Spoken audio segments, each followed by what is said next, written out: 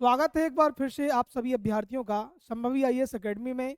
साथियों, आपको जैसा कि पता है, एमपीपीएससी प्री के लिए हमारे यहाँ पर 1 अगस्त से प्रयास बैच का प्रारंभ किया गया है, जिसमें हमने मध्य प्रदेश लोक सेवा आयोग द्वारा जो 10वीं यूनिट, जिसमें मध्य प्रदेश की जनजातियाँ, लोक संस्कृति एवं लोक विरासत को शामिल किया है, उसको हमने बड़े ही व्यवस्थित तरीके से प्रारंभ करने का प्रयास किया था।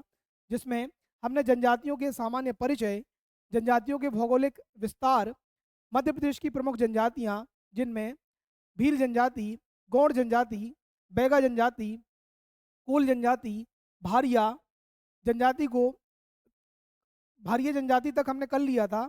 और भारिया जनजाति की जो कुछ बातें बची हुई हैं, उनको यहाँ पर हम दूसरे वीडियो में देखने वाले हैं। और इससे संबंधित कुछ अन्य महत्वपूर्ण बातों को भी हम जानने का प्रयास करेंगे। तो आइए शुरुआत करते हैं मध्य प्रदेश में भारिया जनजाति की। ठीक है, पिछली क्लास में हमने भारिया जनजाति से संबंधित कुछ महत्वपूर्ण बातों को जान लिया था। ठीक है, ये थोड़ा सा इंडेक्स दिया हुआ है, इनमें किन किन चीज़ों को हमको शामिल करना है। सामान्य परिचय हो चुका है, भौगोलिक विस्तार हो चुका है, प्रमुख महत्वपूर्ण जनजातियाँ हो चुकी हैं। भारिया जनजाति आज कंप्लीट हो जाएगी। उसके बाद मध्य प्रदेश की जो आखिरी जो बड़ी महत्वपूर्ण जनजाति है, कोरकू जनजाति, उसको यहाँ पर हम कंप्लीट करने का प्रयास करेंगे। ठीक है, अगले वीडियो में हम जानने का प्रयास करेंगे जो बचे हुए बिंदु हैं हमारे, इसमें घुमंतु अर्धघुमंतु जनजाति, संवैधानिक प्रावधान, महत्वपूर्ण व्यक्तित्व और स्वतंत्रता आंदोलन में उनका योगदान, जनजातियों से संबंधित महत्वपूर्ण संग्रहालय, प्रकाशन संस्थान और मध्य प्रदेश की जनजातियों की महत्वपूर्ण संस्कृति। साथ ही इनके संबंध में जो भी कल्याणकारी योजनाएं सरकार द्वारा समय समय पर चलाई जा रही हैं, उनको जानने का प्रयास करेंगे। ठीक है, और मध्य प्रदेश की लोक कला एवं लोक संस्कृति। ठीक है, तो पिछली क्लास में हमने जानने का प्रयास किया था। देखिए, पिछली कक्षा में हमने जो भारिया जनजाति है इसके परिचय को जाना था, उसके भौगोलिक क्षेत्र को जाना था, किस क्षेत्र में निवास करती है। जो हमारा दक्षिण पूर्वी क्षेत्र है ना, दक्षिण पूर्वी मध्य प्रदेश है, उस क्षेत्र में निवास करती है। मूल स्थान के बारे में जाना था। ठीक है, हीरालाल और रशल ने इनके मूल स्थान को महुआ है ना या बांधवगढ़ वाले क्षेत्र को बताया है। सामाजिक संगठन के बारे में हमने पढ़ा था। इनकी जो पंचायत है, उसके मुखिया को पटेल के नाम से जाना जाता है। पटेल की सहायता के लिए एक व्यक्ति होते हैं जिनको भूमिका के नाम से जानते हैं। इसके अलावा चौधरी एक व्यक्ति हैं जो इनकी पंचायत में सूचना देने का कार्य करते हैं। ठीक है, इसके अतिरिक्त एक पड़ियार हमने एक व्यक्ति बताया था। पड़ियार कौन है? तो पड़ियार जो है तंत्र मंत्र तथा जादू टोना जैसी विद्याओं को जानते हैं, उसमें पारंगत हैं। तो उनका भी अपने समाज में क्या होता है, एक विशिष्ट स्थान होता है। तो ये इनकी सामाजिक उनका जो सामाजिक संगठन था, इसको जानने का प्रयास किया था। खान पान हमने देखा था, शाकाहार मांसाहार दोनों तरह के भोजन करते हैं। इनका मुख्य भोजन क्या है? तो पेज है। ठीक है, साथ ही इनका जो मुख्य मिष्ठान है या जो सामाजिक भोज में जो मुख्य भोजन बनता है, तो उसको ठेठरा के नाम से जाना जाता है। ठीक है, तो एक मिठाई थी ठेठरा, उसको भी जाना था। आज हमको जानना है भारिया जनजाति की जो महत्वपूर्ण सामाजिक परंपराएं हैं, जिनमें शिशु जन्म से संबंधित कुछ संस्कार हैं, विवाह संस्कार हैं, मृत्यु संस्कार हैं। ठीक है, इसके अलावा उनका जो सांस्कृतिक पक्ष है, ठीक है, जिसमें नृत्य हैं, उत्सव वगैरह हैं, तो उनको यहाँ पर जानने का प्रयास करेंगे। ठीक है, और आखिरी जो बिंदु है जिसमें उनका धार्मिक पक्ष, इनके प्रमुख देवता है ना, इनकी जो इनके द्वारा मानी जाने वाली प्रमुख मान्यताएं। ठीक है, और आर्थिक पक्ष में देखेंगे इनके द्वारा जो स्थानांतरित कृषि की जाती है, ठीक है, उसको किस नाम से जाना जाता है, और कुछ अन्य महत्वपूर्ण प्रावधान। ठीक है, तो आइए शुरुआत करते हैं। ठीक है, पिछली कक्षा में हमने ये सब बातों को देख लिया था कि विशेष पिछड़ी जनजाति है वेगा भारिया शहरिया, है ना। भाड़ ढोने के कारण इनको भारिया कहा गया। इनका अन्य नाम क्या है? तो भूमिका के नाम से भी इनको जाना जाता है। ठीक है, भूमिया भुइहार पंडो क्या है? तो ये इनकी उपजातियां हैं। ठीक है, मुख्य निवास या इनके आवास को किस नाम से जाना जाता है? तो ढाना के नाम से जाना जाता है, ये भी हमने जाना था। और इनको जंगलियों का जंगली भी कहा गया है। ठीक है, तो ये बात भी हमने आपको बताई थी। ठीक है, मध्य और पूर्वी सतपुड़ा क्षेत्र में निवास करने वाली मुख्य जनजाति है। ठीक है, पातालकोट वाली जगह में पाई जाती है। ठीक है, यहाँ की प्रमुख नदी कौन सी है? तो दूधी नदी है, हमने इसको भी जाना था। नर्मदा की सहायक नदी है। ठीक है, पातालकोट की जीवन रेखा के नाम से जाना जाता है। प्रमुख दर्शनीय स्थल कौन सा है? तो वो ठीक है राजा खोह के नाम से जाना जाता है। ठीक है, आगे। ठीक है, आज हमको बात करना है, ठीक है, सामाजिक संरचना के बारे में भी हमने जान लिया था कि पितृ इनका जो समाज है वो पितृसत्तात्मक समाज है। एकल और संयुक्त दोनों तरीके के परिवार तथा प्रथाओं को यहाँ पर देखा जाता है। उपजातियाँ भूमियाँ भुइहार पंडो हैं। ठीक है, ये सब बातों को हमने जान लिया था। आज हमको बात करना है, ठीक है, इनकी सामाजिक परंपराओं की। ठीक है, तो सामाजिक परंपराओं में पहला जो बिंदु है वो है इनके जन्म संस्कार से संबंधित। ठीक है, तो जन्म संस्कार में, ठीक है, एक आपको यहाँ पर कुछ कुछ कुछ नाम मिलेंगे जानने को, तो ये भी याद रख लीजिए आप। ठीक है, शिशु के जन्म पर गाए जाने वाले जो गीत हैं उनको जच्चा गीत के नाम से जाना जाता है। ठीक है, तो शिशु को जच्चा ही कहते हैं, जच्चा बच्चा, है ना, माँ को, है ना, जच्चा गीत मतलब माँ के लिए जो गीत गाए जाते हैं, है ना, जच्चा गीत, है ना। प्रसव कार्य करने वाली महिला को क्या है, शुभ नाई के नाम से जाना जाता है। तो शुभ नाई कौन है, ठीक है, जो प्रसव के समय कार्य करने वाली महिला है उनको शुभ नाई के नाम से जाना जाता है। और अन्य प्राशन वगैरह भी, ठीक है, तो ये कुछ सामान्य ही बातें लिखी हुई है, इसमें कोई इस तरह का बिंदु नहीं है, ठीक है, जिनसे प्रश्न बन सके, है ना। तो शिशु जन्म के 6 महीने के बाद, ठीक है, अन्य प्राशन संस्कार होता है। ठीक है, शुभ नाई कौन है, तो प्रसव का जो कार्य करती हैं इनके समाज में। ठीक है, और शिशु जन्म के समय जो गाए जाने वाले गीत हैं, ठीक है, जैसे बघेलखंड वाले क्षेत्र में आपको शोहर गीत, है ना, हमने बैगा जनजाति में देखा था, कोल जनजाति में, है ना, शोहर गीत करके आपको मिलेंगे शिशु के जन्म से संबंध में, है ना। यहाँ पर कौन से गीत हैं, तो वो है आपके जच्चा गीत। ठीक है, और मृत्यु संस्कार में हम देखेंगे दफनाना जलाना दोनों तरह के संस्कार आपको, ठीक है, देखने को मिलेंगे। ठीक है, मृतक के मुंह में पैसे रखकर, ठीक है, सिक्का रखकर, पैसे नहीं है, ठीक है, कोई अमूल्य,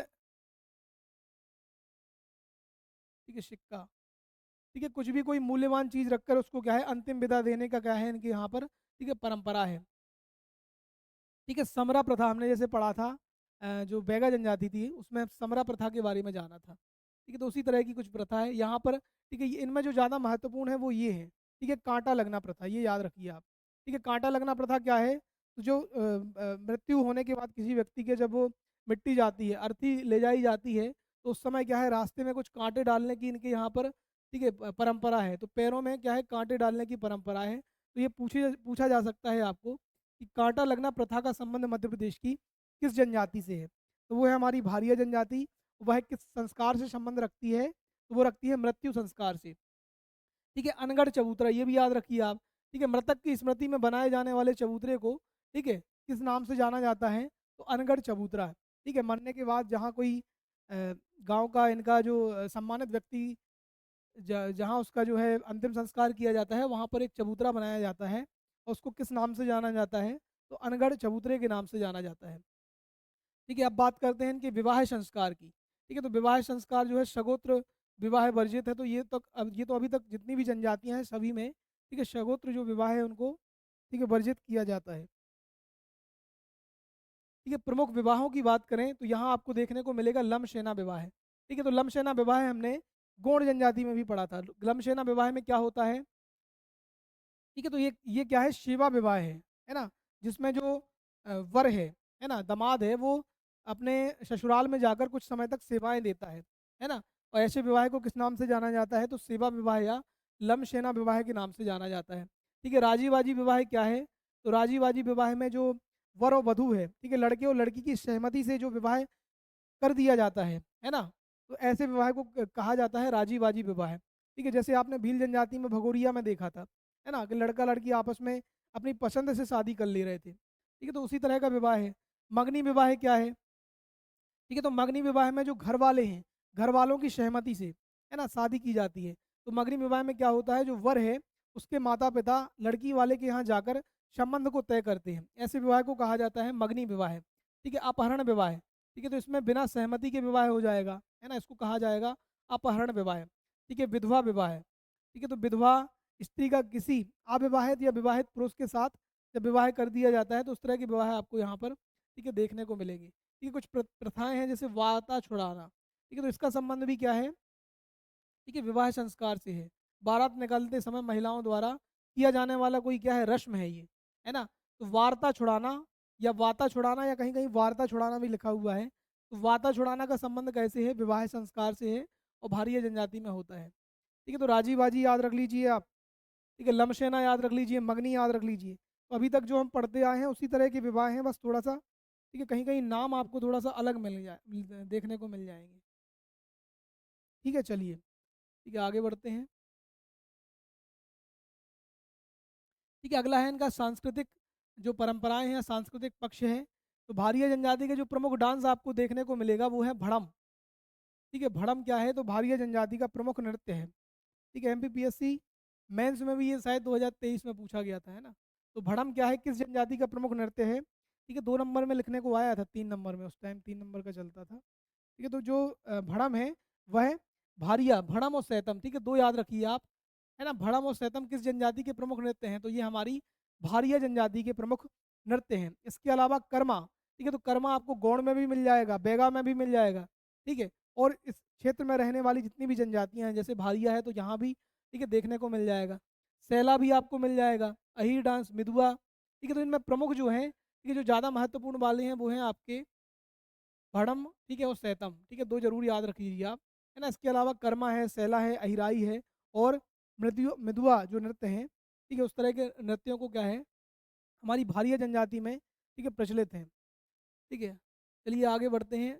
अब है इनके कुछ पर्व और उत्सव वगैरह। ठीक है, तो जैसे ये पीछे भी हमने पढ़ा था, जैसे बिदरी पूजा है, तो बिदरी हमने बैगा में भी देखा है और गौड़ जनजाति में देखा है ना? तो बिदरी क्या है? बादलों की पूजा है, अच्छी फसल की कामना के लिए, ठीक है, इंद्रदेव या बादलों की पूजा की जाती है। ठीक है, तो जिसको बिदरी पूजा के नाम से जाना जाता है। ठीक है, मेघनाथ पूजा जरूर याद रखिए आप, है ना? फागुन के महीने में होली के अवसर पर, ठीक है, जो भारिया जनजाति है इनके द्वारा की जाती है। ठीक है, तो मेघनाथ पूजा एक आपको देखने को मिलेगी कोरकू जनजाति में, ठीक है, और दूसरी मिलेगी भारिया जनजाति में। ठीक है, तो यहीं देख लीजिए आप, मेघनाथ पूजा दो जनजातियों में देखने को मिल जाएगी आप। ठीक है, मेघनाथ स्तंभ भी मिल जाएगा। एक हमारी जो मुख्य जनजाति है वो है कोरकू, है ना? तो कोरकू में तो मुख्य रूप से मिलेगी। ठीक है, और दूसरा कहाँ पे मिल जाएगी? ये मिल जाएगी आपको भारिया जनजाति में। ठीक है, तो कोरकू और भारिया दोनों ही जनजातियों में आपको मेघनाथ, ठीक है, स्तंभ और मेघनाथ पूजा देखने को मिल जाएगी। ये कब होती है? तो होली के अवसर पर। ठीक है, फागुन के महीने में होली मनाई जाती है, तो फागुन माह में होली के अवसर पर की जाने वाली पूजा है। ठीक है, नवाखानी क्या है? तो नई फसल आने पर अपने पूर्वजों को चढ़ाई जाती है ना? या नई फसल आने पर मनाया जाने वाला, ठीक है, प्रमुख त्यौहार है, इसको नवाखानी के नाम से जाना जाता है। ठीक है, जवारा, ये भी, ये हम पढ़ते आए हैं। ठीक है, चैत्र और कुंवार की जो नवरात्रि है उनमें, ठीक है, महिलाओं के द्वारा सिर पर जवारे रखकर, ठीक है, यात्रा निकाली जाती है। ठीक है, तो इसको जवारा कहते हैं। हरी डीली क्या है? तो सावन के महीने, सावन माह की अमावस्या पर, ठीक है, खरीफ फसल बोने की समाप्ति के पश्चात बैलों को ढीला जाता है और उनकी पूजा की जाती है। ठीक है, तो हरी ढीली क्या है? इसमें बैलों की पूजा की जाती है जब खरीफ की फसल की क्या होती है, बुआई हो चुकी होती है ना? तो बुआई के बाद बैलों की क्या है, पूजा की जाती है, उसको हरी ढीली के नाम से जाना जाता है। ठीक है, तो इनमें जो सबसे महत्वपूर्ण है वो देखिए आप, जो आपको अलग से देखने को मिला है वो है मेघनाथ पूजा। बिदरी तो आपने बैगा में भी पढ़ा था, गौड़ में भी पढ़ा था। नवाखानी आपने गौड़ में भी पढ़ा है, बैगा में भी पढ़ा है। ठीक है, जवारा भी आप पढ़ते हुए आ रहे हैं। ठीक है, तो मेघनाथ जरूर याद रखिए, और बाकी, ठीक है, इनको भी एक बार, ठीक है, देख लीजिए, याद रखिएगा। ठीक है, अगली बात करें इनकी भाषा की। ठीक है, तो इनके द्वारा जो बोली जाने वाली भाषा है ना, या बोली है, उसको भरनोटी या भरयाही के नाम से जाना जाता है। भरयाही या भरनोटी। ठीक है, तो भरयाही या भरनोटी के नाम से जाना जाता है। ठीक है, जो हमारी भारिया जनजाति के द्वारा बोली जाने वाली बोली है।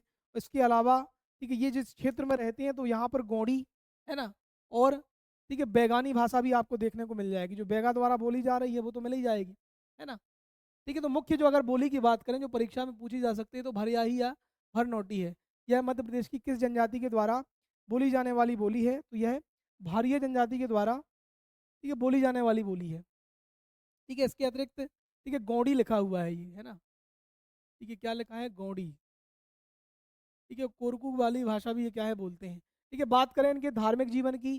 ठीक है, तो ये जो हमारी मध्य प्रदेश की जनजातियां हैं या भारत में जितनी भी जनजातियां मिलती हैं, अधिकतर जनजातियां, ठीक है, कैसी हैं? तो बहुदेववादी हैं, है ना? एक से अधिक देवताओं को मानती हैं, उनमें विश्वास रखती हैं। भारिया जनजाति के प्रमुख देवता कौन है? ठीक है, तो बड़ा देव, मेघनाथ। ठीक है, हमने राजा कर्णदेव की बात की थी आपसे। इनके प्रमुख देवता किससे अपनी उत्पत्ति मान रहे हैं? तो राजा, ठीक है, जो कर्णदेव है, ठीक है, वो उनके प्रमुख देवता है ना? राजा कर्णदेव, याद रखिए। इसके अलावा, ठीक है, बड़ा देव। ठीक है, बड़ा देव कौन है? तो महादेव को ही ये, ठीक है, बड़ा देव के नाम से जानते हैं। ठीक है, अगले हैं मेघनाथ। ठीक है, तो मेघनाथ की पूजा भी कर रहे थे, है ना? तो याद रखिए आप, मेघनाथ स्तंभ की भी पूजा की जाती है। मेघनाथ इनके देवता है। इसके अलावा भीमसेन देव, है ना? तो 3 प्रमुख देवता याद रखना है आपको। बड़ा देव, ठीक है, एक तो राजा कर्णदेव को याद रखना है। ठीक है, अगले याद रखना है बड़ा देव, तो महादेव को बड़ा देव के नाम से जान रहे हैं, बड़ा देव। ठीक है, भीमसेन देव,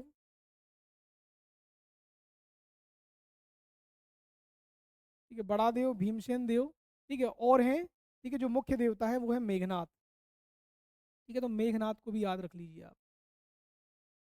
ठीक है, इनमें जो ज़्यादा सबसे ज़्यादा महत्वपूर्ण है तो वो है हमारे, ठीक है, राजा कर्णदेव, ठीक है, और मेघनाथ, है ना, इनको जरूर याद रखिए। भीमसेन और बड़ा देव तो ठीक है, इनको भी याद रखना ही है आपको। ठीक है, तो ये चार प्रमुख देवता हैं। ठीक है, भूमिका, ठीक है, जो जादू टोना तंत्र मंत्र जानता है, ठीक है, तो ये मुख्यतः जो पड़ियार व्यक्ति है उसको कहा जाता है वैसे, है ना। ठीक है, भूमिका भी है जो जादू टोना और तंत्र मंत्र का काम, ठीक है, थोड़ा बहुत जानते होंगे ये। ठीक है, चलिए, ठीक है, प्रमुख देवता की बात करें, ठीक है, तो भीमसेन देव जो है विवाह का वरदान देने वाले देवता हैं। ठीक है, मेघनाथ क्या है, प्रत्येक गांव में इनके सम्मान में एक स्तंभ बनाया जाता है। ठीक है, तो ये कुछ और अन्य देवताओं के बारे में, ठीक है, चार देवता जरूर आप याद रखिए, पहले राजा कर्णदेव, बड़ा देव, भीमसेन देव, मेघनाथ, है ना, बहुधा देव। ठीक है, ये बूढ़ा देव लिखा हुआ है, ठीक है, बूढ़ा देव है ये। ठीक है, जो साल के वृक्ष में निवास करते हैं, बूढ़ा देव। ठीक है, तो बैगा जनजाति में भी हमने पढ़ा था, जो बूढ़ा देव हैं, ठीक है, ये बैगा जनजाति के प्रमुख देवता थे और साल के वृक्ष में क्या है, निवास कर रहे थे। ठीक है, इसके अलावा और कौन कौन से देवता हैं, तो भीमसेन देव हैं जो विवाह का वरदान देते हैं, मुठवा देव, मेघनाथ देव। ठीक है, इसके अलावा बागेश्वर देव, हरदौल, ठीक है, भवानी माई, ठीक है, और बंजारन माई। ठीक है, तो ये कुछ अन्य देवता हैं, तो इनके नाम भी आप एक बार, ठीक है, मोटे मोटे आपके सामने से निकलना जरूरी है। ठीक है, चलिए, ठीक है, जो हमारी भारिया जनजाति है जादू टोना तंत्र मंत्र में विश्वास रखती है। ठीक है, गुनिया और, ठीक है, जड़ी बूटियों का भी इनको ज्ञान होता है। ठीक है, तो पीछे जो हमने जाना था जैसे शहरीय जनजाति थी, तो ये तो परंपरागत रूप से क्या है, जड़ी बूटियों का वही उनका काम ही था, वो जड़ी बूटियों का उसको क्या है, उसके आधार पर अपनी आजीविका चलाना, तो उनको ज़्यादा ज्ञान था। इनको भी क्या है, जड़ी बूटियों का ज्ञान आपको देखने को मिलेगा यहाँ पर। ठीक है, और जो हमारा पाताल कोट है उसको जड़ी बूटियों का स्वर्ग भी कहा जाता है। ठीक है, तो ये फैक्ट भी आप याद रख लीजिए। ठीक है, पाताल कोट को क्या है, जड़ी बूटियों का स्वर्ग कहा जाता है। ठीक है, संज्ञा दी जाती है। ठीक है, इनके द्वारा आप इनका जो आर्थिक जीवन है, ठीक है, उस पर आते हैं। ठीक है, आर्थिक जीवन इनके द्वारा जो स्थानांतरित कृषि की जाती है उसको ढैया या दाहिया के नाम से जाना जाता है। ठीक है, ढैया या दाहिया, ठीक है, दो नाम आपको देखने को मिलेंगे। ठीक है, तो इनके द्वारा जो झूम कृषि की जाती है, स्थानांतरित कृषि की जाती है, उसको ढैया या दाहिया के नाम से जाना जाता है। ठीक है, चलिए, इनके जो युवागृह हैं, ठीक है, यूथ क्लब है। ठीक है, यूथ क्लब क्या होता है, तो उनको हमने पहले, ठीक है, बड़े ही विस्तार से जाना है गौड़ जनजाति में उसके पहले ही। ठीक है, तो जहाँ पर यौन शिक्षा वगैरह दी जाती है और विवाह से पूर्व इनके जो किशोर और किशोरी हैं उनको संबंध बनाने की अनुमति होती है, ऐसे स्थल को, ऐसी जगह को युवागृह, यूथ क्लब के नाम से जाना जाता है। ठीक है, और इनके युवागृह का नाम क्या है, तो वो है रंगबंग। ठीक है, रंगबंग किस जनजाति का युवागृह है, तो वो है हमारी भारिया जनजाति का, याद रखिए आप। ठीक है, राजा कर्णदेव कौन है, तो इनके आदि पुरुष हैं। ठीक है, पहले ही हम जान चुके हैं। ठीक है, भारिया जनजाति महिलाओं पुरुषों के समान अधिकार प्राप्त है। ठीक है, तो याद रखिए आप, महिला और पुरुष क्या है, बराबर हैं यहाँ पर। ठीक है, तो बहुत अच्छी बात यहाँ पर लिखी हुई है। ठीक है, tribes and custom of central province. ठीक है, तो हीरालाल रशल की एक पुस्तक है, इसको हमने पहले भी जाना है, इसके बारे में पढ़ा है।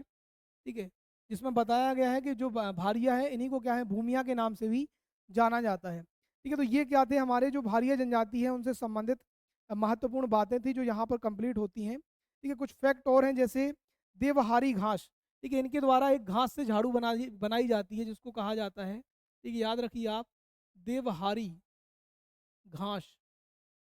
ठीक है, देवहारी घास से बनी हुई झाड़ू झाड़ू बहुत ज़्यादा क्या है, फेमस है। ठीक है, झाड़ू। ठीक है, किस जनजाति द्वारा बनाई जाती है, तो भारिया जनजाति द्वारा बनाई जाती है। ठीक है, ठीक है, जैसे आपने गुड़िया शिल्प का नाम सुना होगा वैसे ही, ठीक है, इनके द्वारा एक झाड़ू बनाई जाती है एक देवहारी घास से, है ना, तो ये बहुत ज़्यादा प्रसिद्ध है ना, तो याद रखिए आप, है ना, ये इनका मुख्य शिल्प है। ठीक है, तो यहाँ पर जो है भारिया जनजाति कंप्लीट होती है ना, इनसे संबंधित जो महत्वपूर्ण बातें हैं वो यहाँ पर पूरी होती हैं। ठीक है, जुड़ने के लिए सभी का बहुत बहुत धन्यवाद। वीडियो को शेयर कीजिए, चैनल को सब्सक्राइब कीजिए। जय हिंद, जय भारत।